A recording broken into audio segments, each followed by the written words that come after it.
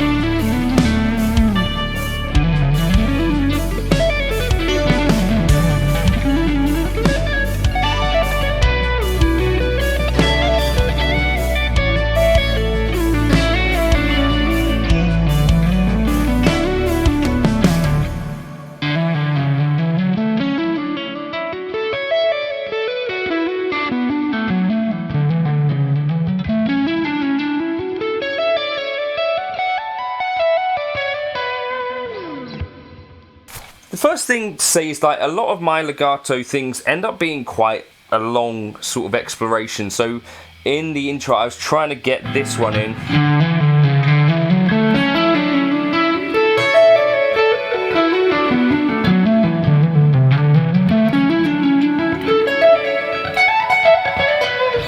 That was it played badly. Let's try it, slow it down.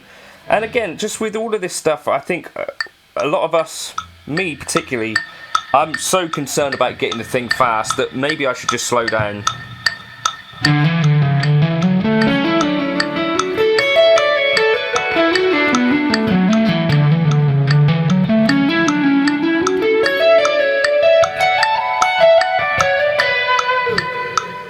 And I know we talk a lot about, you know, this idea of, you know, playing things slowly and building up speed over time, but I've certainly like neglected and skipped this kind of stuff early on, and I think I'd been better off maybe just slowing down and staying in this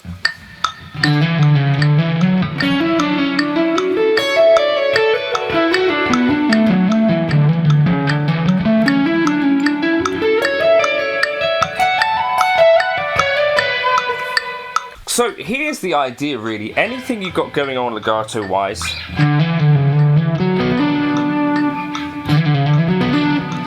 keep your metronome going, and what I like to do is have like these little cells that I would repeat and sort of take them through subdivisions.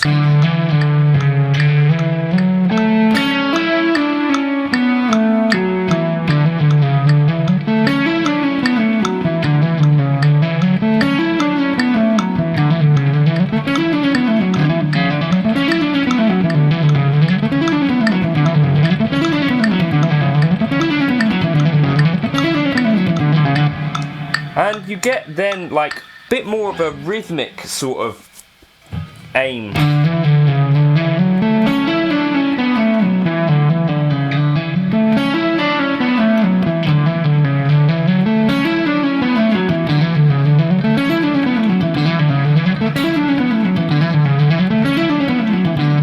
To your legato, rather than it kind of being a more floaty thing, which I think because we don't have the right hand as involved, because typically we're going to be picking like 1,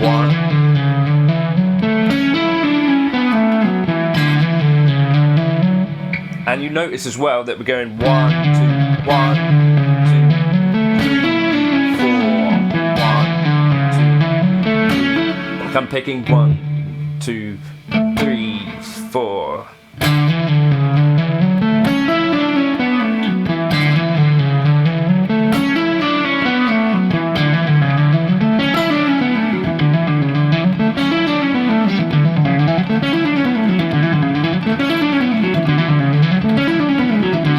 And this is another thing, like anything that you're kind of practicing legato, try and get the thing to loop.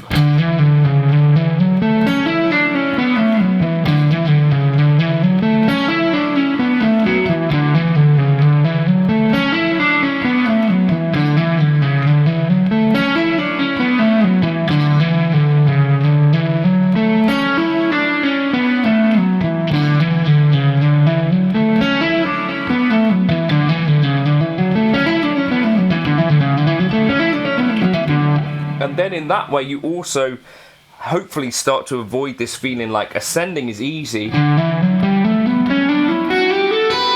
and descending is hard. One really good tip for that is that the descent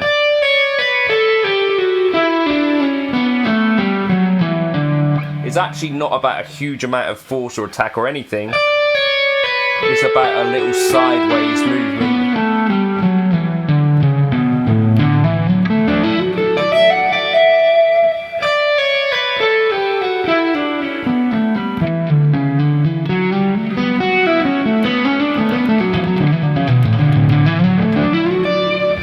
So let's take this again.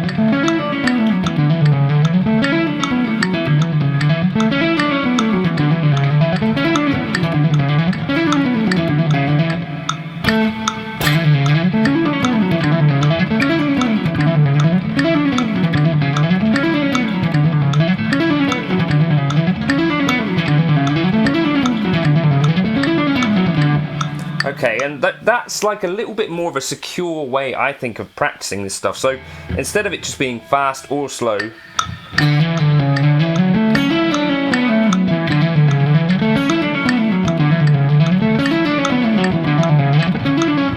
can also go between it being like straight and triplet and work up through the subdivisions.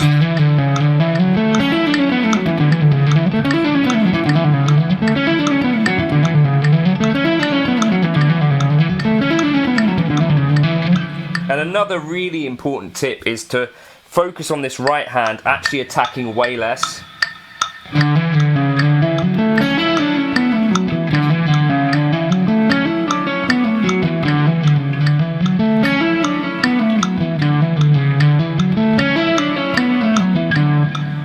the quieter this right hand is, the relative volume of your left hand only stuff is going to feel like it's actually a bit more robust.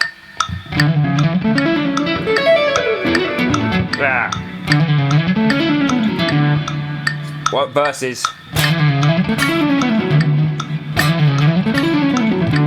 like the velocity and the what's the word? The momentum actually should be coming from the left hand. So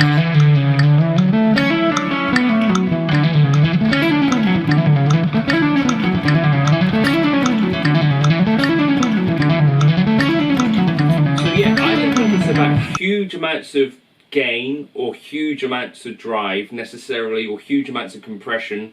Those things can kind of help, but they don't get you all the way. I don't think it's about huge amounts of effort either. So what I think of the things that have helped me get better at this over time, and that is still an ongoing improvement, is focusing on a more relaxed technique, focusing on better time hopefully, and also focus on this lower speed stuff, you know, so that when the faster thing happens, there's a good foundation of like, when I play slower, my timing is pretty solid with this stuff. And that's kind of, I think, some of those key things to work on. As I say, Patreon, a place to get the tab and the backing track. Catch you in another video soon.